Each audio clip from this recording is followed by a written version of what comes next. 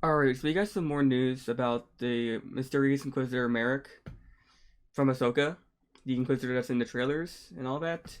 And we did get a trailer that showed a bit more of him, but we actually got a description of who he is now.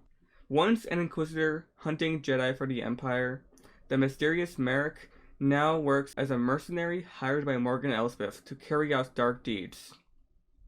Fully encased in battered battle armor, the warrior still carries a red double-bladed saber with a circular hilt. Okay, so I think this kind of debunks any theories of this character being someone that we already know, like Barasafi or Ezra, because there were a lot of theories of it being one of those two characters. I don't think it's Ezra.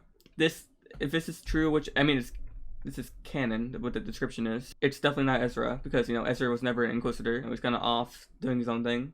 His name doesn't have to be Marek because that could just be an alias, but still, it can't be Barris because the actor's name is Paul Dernal, so it's a guy, and Best Faith that could just be a stunt guy, but even then, I don't think it's a girl playing the Inquisitor, so it's definitely not Barris. But I wouldn't rule out Barris being in the show.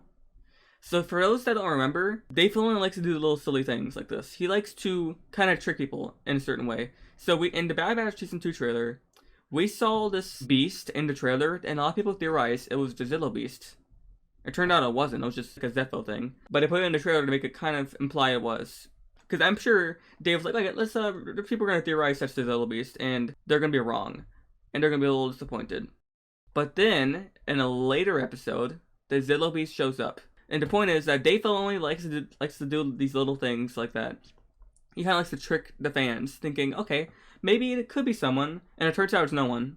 No one is significant. But then in a later episode, he'll be like, actually, there will be in this. Because you guys get a little treat for thinking so, and you got disappointed, but here it is. If Barasafi's in the show, it's not the Inquisitor. I'll tell you that. It's not the Inquisitor, so I don't need to get your hopes up. And it's a guy. I'm sorry, that's definitely a guy. It's not Barris, but Barris could still be in the show, and I wouldn't put it past Dave to do that. But back to the Inquisitor himself.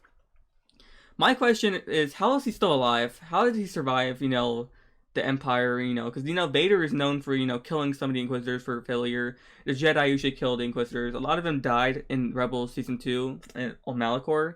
But this one somehow survived all the way past the fall of the Empire. And now he's working for Morgan Elsbeth, which is working for Thrawn.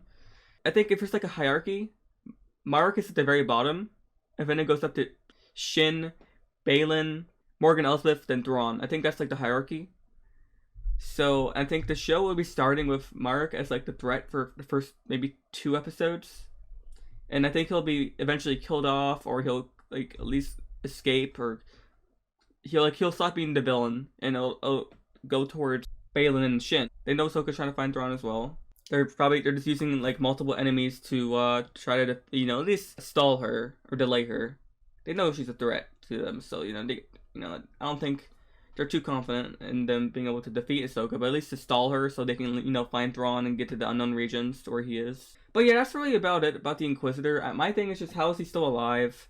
Will we learn about that? Will we find out he's some big character we just don't know about? But yeah, that's about it.